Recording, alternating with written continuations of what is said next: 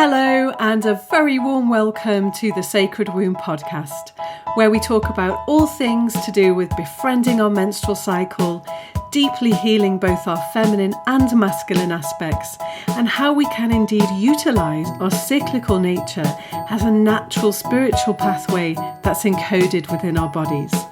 I'm your host, Melanie Swan, and you can also go to thesacredwomb.com for more information and loads of fantastic free resources. Hey everyone, and welcome back to the Sacred Womb podcast. This is episode 25, and this one's a little bit different today because it's your period questions answered. Now, these questions have come to me through the Sacred Womb website, and if you've not submitted a question yet and you would like to, or you would like to request that a certain topic is covered, you can go to thesacredwomb.com/questions. That's thesacredwomb.com/questions. And I will get to your topic or answer your question directly in one of these episodes. And these will come out roughly every 8 weeks. So, I hope you enjoyed last week's episode with Alexandra Pope. That's been hugely popular.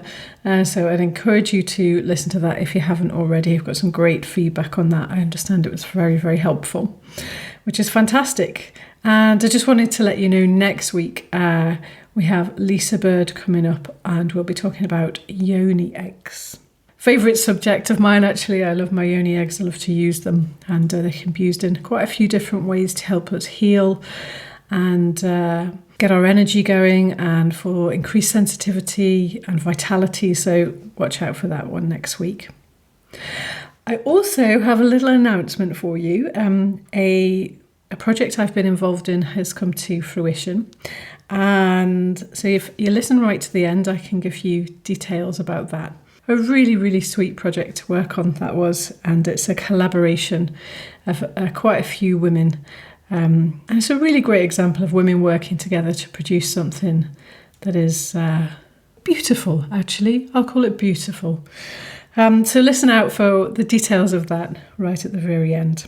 But for now, let's get to your questions. Okay, so question 1 is, how do I feed my plants menstrual blood? I've heard about this, but I'm not exactly sure how to catch my blood and how much blood to give my plants. Okay, so how do you feed your plants menstrual blood? I do this, and firstly, let's talk about how you get the actual blood first, because I know a lot of women are using tampons or pads, which obviously absorb the blood. So the way to catch your blood is with either a moon cup or a diva cup, a menstrual cup they're called. That's a silicone cup that you use in place of a tampon. And if you just Google that, a menstrual cup, there's plenty of options there. And it catches your blood so that you can then pour it into a container and maybe mix it with a bit of water so that you can spread it out amongst your plants. And you just water it on directly for the few days that you're bleeding. Otherwise, and this is the method that I use cloth pads. So I get my pads from Rachel at moontimes.co.uk. I've actually just got some new ones, and I'll post about them on Facebook. They're really, really beautiful. They're very soft on my yoni, and they feel great. So that's what I use. And once I've filled a pad with blood, I've used one, I put it in the sink in cold water. That helps remove any staining from the pad, and it also takes the blood out of it. And what I'm left with is a clean pad, which then I put in the washing machine, and I've got some blood mixed with water, which I then scoop up in a glass, and I feed it to my plants. So nice and easy, and they get that pretty much every month as long as I'm here. And yeah, that's how to feed your plants menstrual blood. Okay, second question. What other things can we do with our blood other than tossing it away? Okay, so great. We've got the first answer. We can feed our houseplants, which is probably the most popular one. Sometimes I save some of my blood water, that's a mixture of blood and water, to soak my crystals in. I feel that lets my crystals know where I'm at, and they can respond in their own way because they do have their own little consciousness and awareness, and they work with me to support me. So it lets them know where I'm at, and then it's their choice as to how they support and respond. So yeah, I soak my crystals in blood water. Sometimes I put a little bit of blood on my head, on my third eye, and I have also sometimes put it on my cheeks, a bit like a moon warrior. I quite enjoy that. I like to mark my cycle, and it feels like a mark of respect, actually, that I'm bleeding. The third one that I haven't done, but I know is possible, and if anyone out there does this, please do get in touch, because I don't know how to do it and I would like to, is you can dry your blood and use it for wound healing. I've read about this somewhere and I can't remember where it is, but if you do know, or if you want to open a conversation about this, just go to the Sacred Womb private Facebook group. The link is in the show notes if you're not already a member. And please do let me know more about this, because I'm keen to investigate this.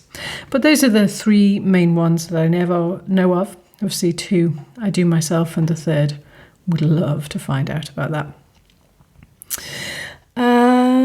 Okay, next question. How do I sync my cycle with the moon cycle?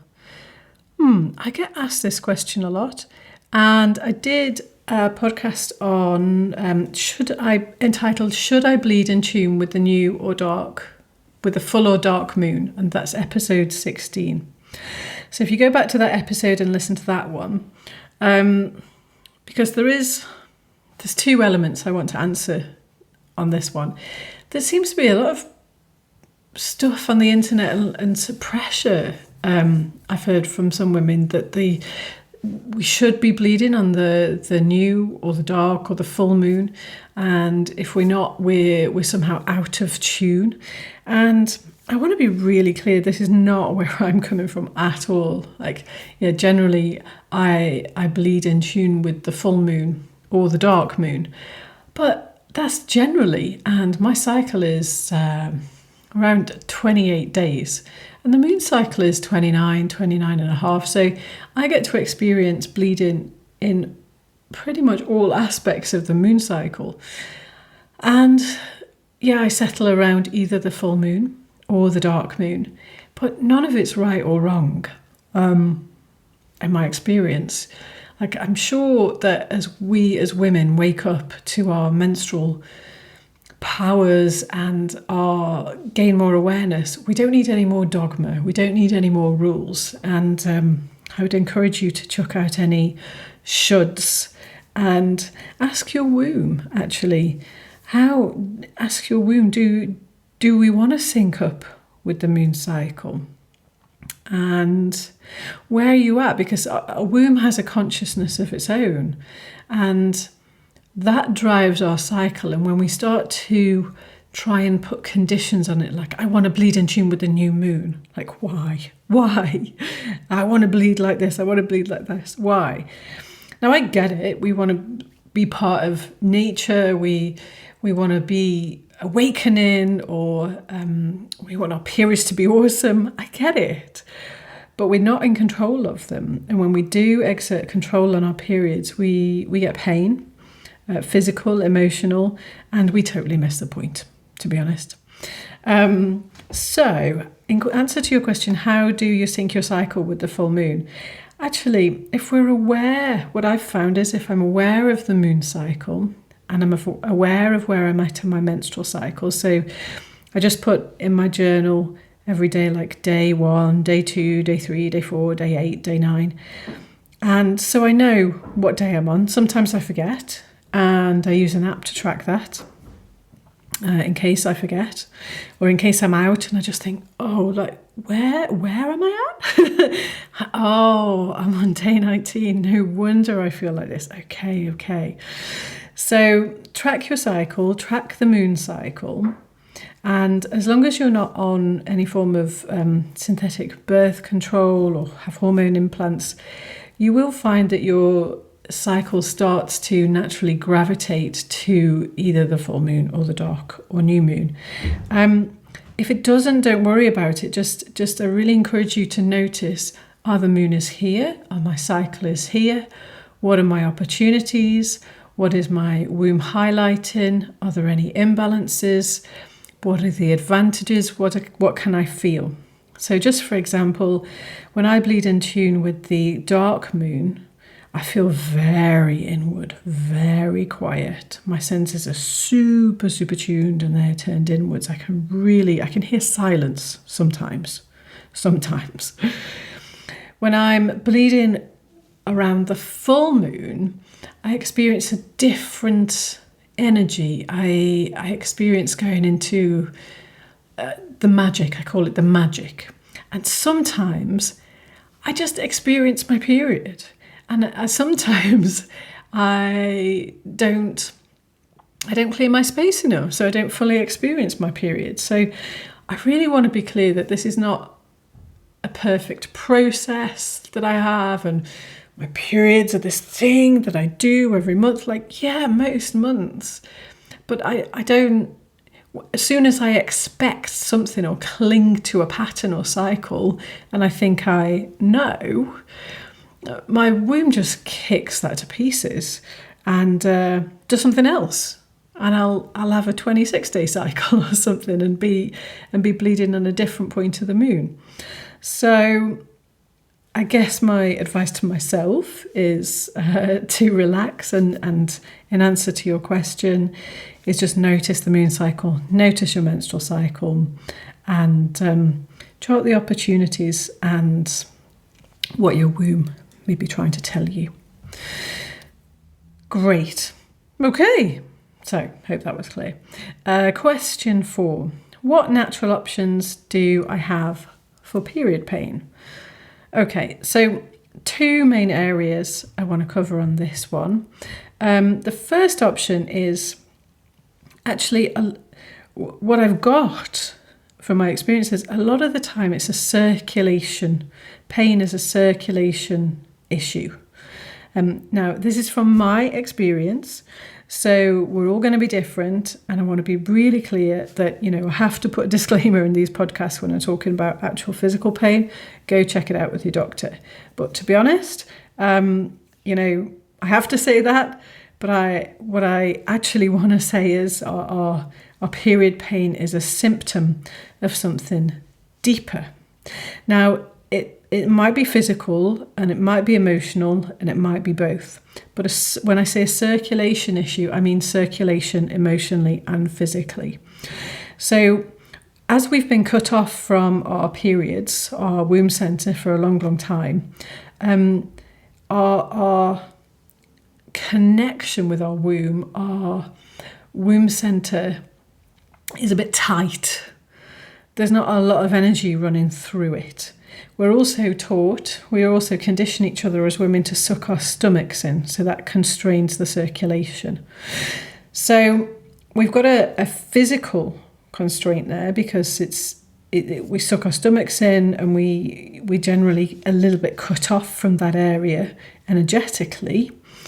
So that is physically, and also circulation in terms of emotional circulation when we let ourselves release emotions and old stuff during our period.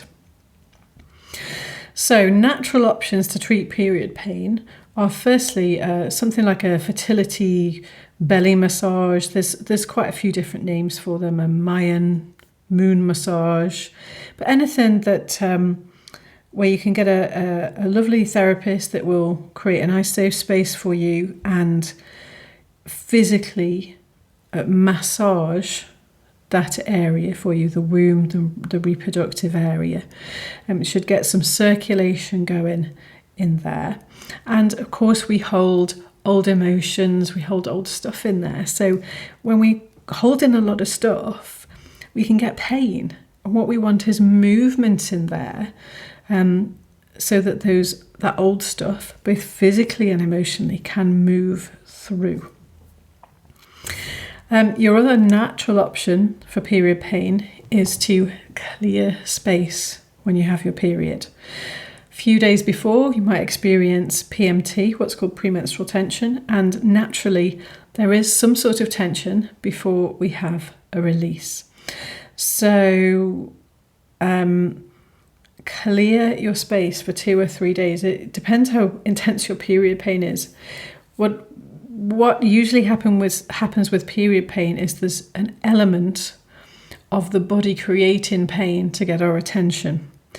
So that's what pain is designed for. It's designed to get our attention. If we trap our finger in a door, we need something to tell us to, pull our finger out. Okay, so pain is an indicator that we need to pay attention. So physically, of course, you can visit your doctor as well, you can get a scan. But if it's general period pain, that there's nothing, there's no disease there's no cysts or fibroids or something, and your scans are clear, but you're getting period pains every month, then it's time to go for a massage and look at circulation of chi energy in that area, and chi being on a physical, emotional, mental, spiritual level. Just to finish off with that one, our womb is sacred. It's a sacred portal. We can birth new consciousness, and this organ is generally vastly underused.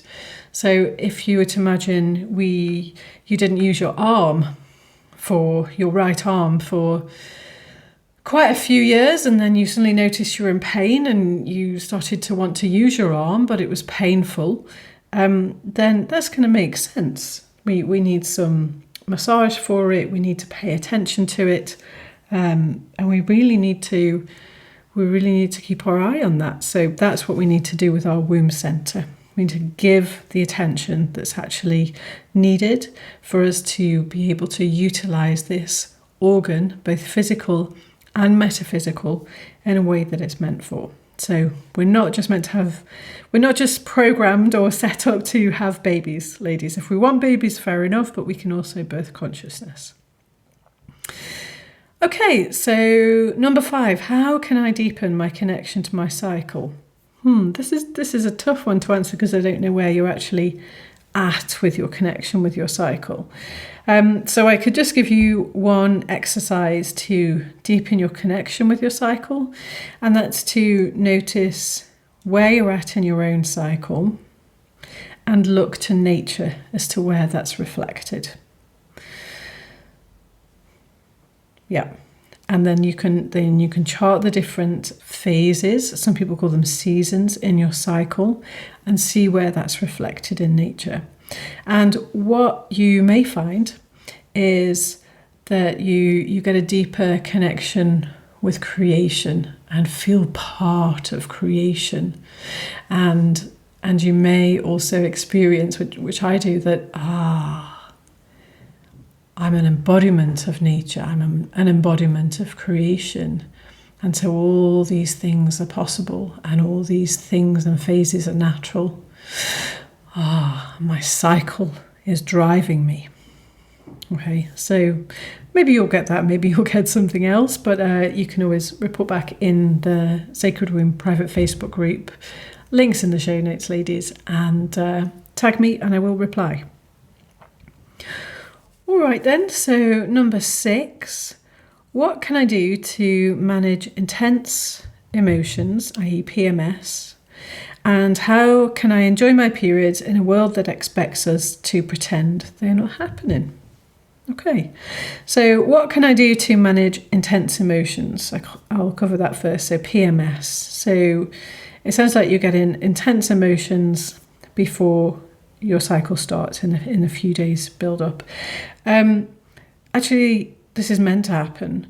Our hormones rebalance, they don't go out of balance. Our hormone balance changes, and this opens up our emotions. Some people call this our emotional body. I would just say, okay, it's like a different chemical makeup opens a doorway within us. This is a natural doorway. We're designed to cleanse at this time and clear out. So you could liken this phase to winter, when autumn, winter, when the leaves drop off the trees, and we have this time of release. So it's natural that we have more emotions come up during this time. We're designed that way. And what we tend to do is think that that's wrong, and we try to manage them. So I would encourage you, if you're experiencing these intense emotions, is to take some time for yourself, schedule some time for yourself around this time, knowing that you're going to need to release, knowing that you're going to want to maybe write in your journal more. This is what I would do, like go swimming more, keep those emotions moving, and not get lost in them, not take them as they're in the now. Okay, this is old stuff being released.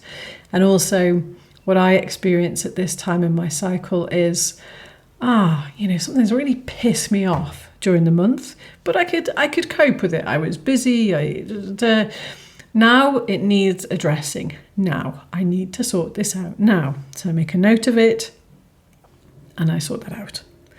And I make that adjustment so that next time in my cycle, I come round to that point, I don't have that thing that's pissed me off. I've cleared that.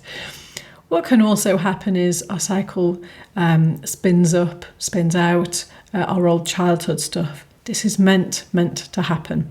It's nature's way of helping us heal, of helping us clear our old emotions. It's just old charge stored in the body. So it's really important that you've got either a good therapist to work with or some self-healing tools to process the emotions rather than sort of manage them, if you were. Okay. And how can I enjoy my periods in a world that expects us to pretend that they are not happening? Fantastic question. Thank you so much. How can we enjoy our periods in a world that expects us to pretend they're not happening? How we counteract this is let's stop pretending they're not happening. There's a huge wave of awakening within women right now. And the one big thing that we're doing is we're not pretending they don't happen anymore. I talk to, I think, almost everyone about my period. I've got my period next week. I can't make it. I've got my period right now. I'm not feeling very social. I've got my period right now. I don't really want to talk. Oh, I'm ovulating right now. Let's go and let's have a meeting. And I don't care if it's a man or a woman I'm talking to. I'm very open about my period. I also respect it. So, and I communicate that, I can't do this next week. I've got my period. I'm taking time for myself. Oh, okay. Because I'm sure about that. That person feels okay, more accepting of that. So I would really encourage you to be bold with your period and stop pretending they're not happening, because they are. And the more women that do that, and the more women that communicate that, we bleed and we need different things throughout the month, and we are different in different points in our cycle, the more women that accept that changes our world. We're half the world. And one by one, we can make that change, and it always starts with us. So embrace your cycle is what I'm trying to say. And that will create that will contribute to the wave of awakening. Okay, ladies, that's those questions for this time. And I just want to tell you briefly about this lovely, beautiful project that's come together. It's called Songs from the Red Tent. And this is a collection of 15 chants for use in the red tents and moon lodges. Some are new chants that have been written recently. Some are traditional chants. And I wrote one on there. So that's been my contribution to the project. I didn't sing on it. It was recorded in Glastonbury by 13 women last year, and it was recorded there, and it's now out and it's available. It's on iTunes and Google Play and all the other platforms. But if you go to songsfromtheredtent.com, All the details are on there, and you can pre-order a CD before the 31st of March 2017. But there are previews, there are little clips on there of different songs. So yeah, I'd encourage you to visit that, have a listen. If it feels like something you can use or something that's going to be useful for you, then I encourage you to purchase that, because all the profits go to charity, and we choose a different charity to contribute to each year. And I can't remember what number song mine is, but it's a chant to new beginnings anyway. And so it's a chant that came through as I was invited to open a medicine circle, and that's a song for you to use to open your circles, to chant during the spring, to recognise any new beginnings of your own. So I hope you really, really enjoy it. And songsfromtheredtent.com.